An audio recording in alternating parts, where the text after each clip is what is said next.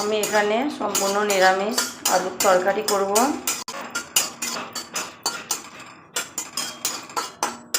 গোটা মশলা ভেজে গড়িয়ে নেব।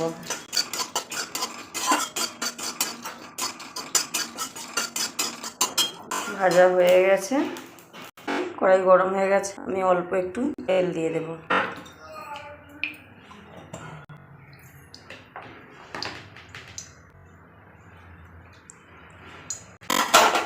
তেল গরম হয়ে গেছে, গোটা জিরে দিয়ে দেব।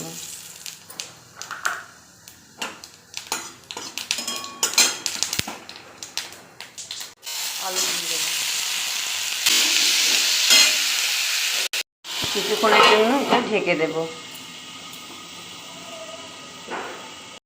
আমি এখানে নিয়ে নিয়েছি 300 গ্রাম ময়দা, দিয়ে দেব 1 চামচ লবণ, 1 চামচের একটু কম চিনি দিয়ে দেব, আর ময়ানের জন্য সাদা তেল।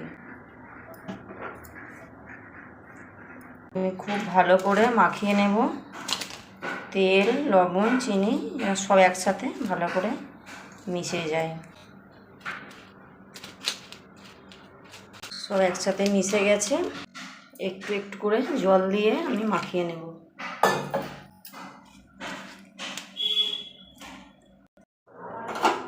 ঢাকাটা খুলে দেখব।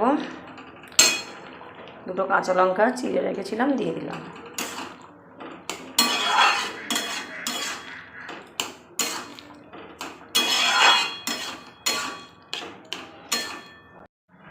উপর থেকে আমি একটু সাদা তেল মাখিয়ে আমি 10 মিনিটের জন্য রেস্টে রেখে দেবো।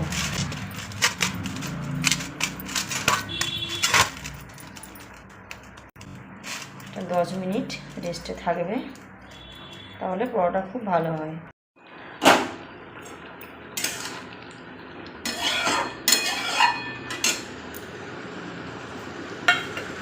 আলুর তরকারি হয়ে গেছে, ভাজা মশলা দিয়ে দেবো।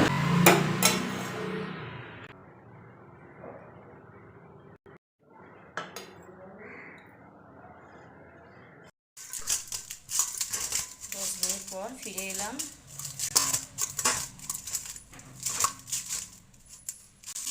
আমি লেচি কেটে নেব।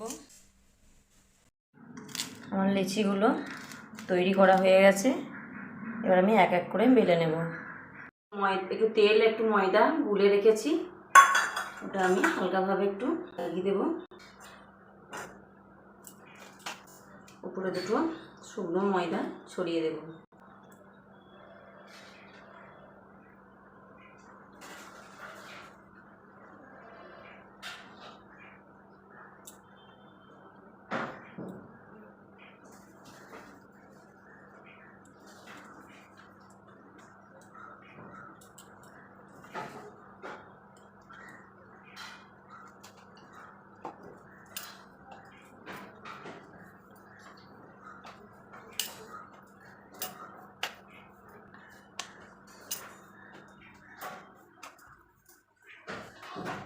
হালকাভাবে চাপ দিয়ে বেলতে হবে।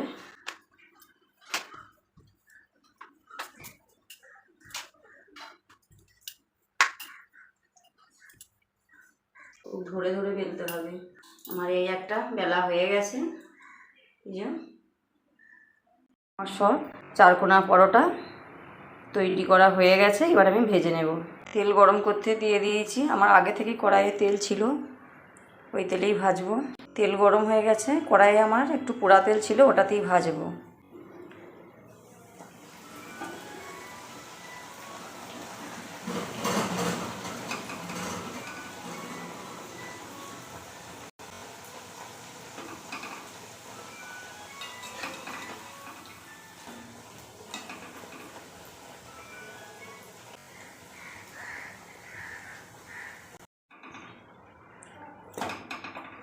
দেখো কত সুন্দর ফুলেছে।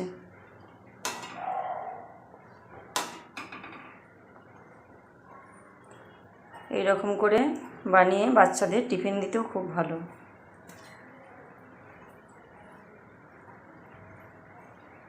আমি একটু তাড়াতাড়ি করেই করেছি, আমার একটু তাড়া আছে ওই জন্য।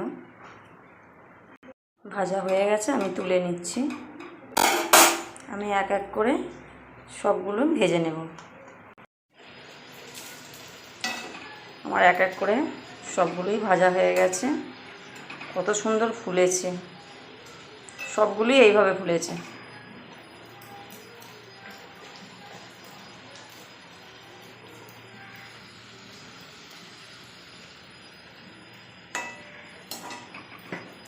এই যে বন্ধুরা, সবগুলোই একইভাবে ফুলেছে। দুটোই